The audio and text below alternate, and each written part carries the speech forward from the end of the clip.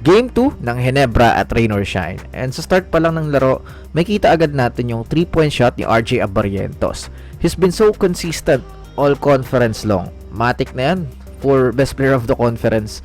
Makapasok man or hindi ng finals I think he deserves it. Pero on the other side, tatakbo yung Rain or Shine and Nocum will stop and pop for the 3-point shot. So game plan ng Rain or Shine is to double team Brownlee. Kaso willing passer naman si JB and it opens a lot of opportunity sa Ginebra. Japet Aguilar, inside, and one. Kaso, ganda din talaga ng pag-attack ni Nocum sa defense ng Ginebra dito sa start ng laro But RJ Abarrientos, kahit merong tao sa harap niya, he is not afraid. Kailan ba huling may ganitong player sa liga na consistent scorer with that kind of aura since Terence Romeo and James Yap and Mark Caguioa era, diba? Yung mga puro guards noon, sina Gary David, sina Ontiveros, sina Tugade, sina Fonacier, William Miller, and so on and so forth. Mapapansin na natin yung bad defense ng Rain or Shine dito. I think Andre Caracot has been a liability dito sa series ng Ginebra. Wala na naman atang nanood no? Pero to be serious guys, he needs to show na he is playing hard, especially match up niya si RJ Nakita nating outplayed talaga siya. Kahit sana sa mga ganitong cross screen is merong communication. Tas next, ganitong close out lang, for sure, sisigawan ka ni Coach Sheng dito. Di ko lang alam after ng timeout na to kung nasigawan, diba? Pero, defend hard. RJ hits 2 outside bombs bago yan. Tapos, ganyang effort yung ipapakita niya.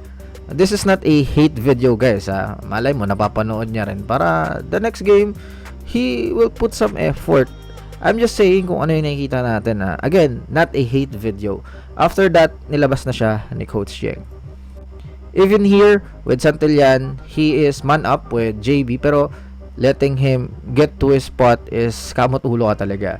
The next possession, he will play hard sa off ball pero will not challenge the shot. Kaya short minutes lang din yung nakuha niya sa larong to. 6 points straight allowed by Santi. Tapos ito yung pang 8 kahit help defender siya. Wala namang challenge kaya feel ko sa kanya pa rin to.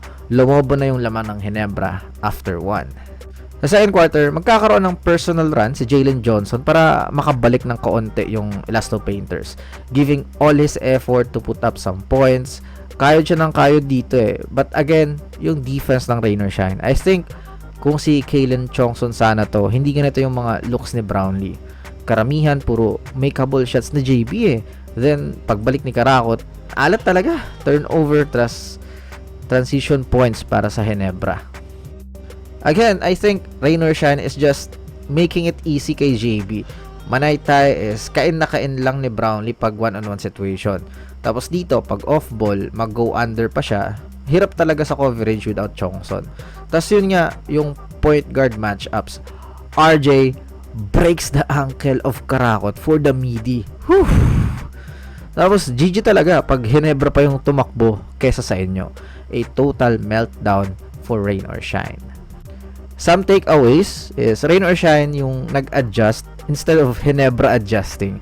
Parang Ross pa yung natalo ng game 1 na sila pa yung nagbago ng coverage, nagbago ng playstyle, or maybe yun nga, dala na rin ng effort. Kumbaga sana, i-treat nilang sila yung 0-1 Kahit sila yung nakakuha ng game 1. Though, yung ganito, baka makatikim sila ng matinding sigaw or real talk. I think, yan din talaga yung ipo-point out ni Coach Sheng sa film session or sa practice. Kasi, yung Ginebra, they just play what they really do. Kung nung game 1, natumbasan ng Rain or Shine. Dito sa game 2, dun pa nawala ng effort. So, GG's everyone. Good night. Sorry, late.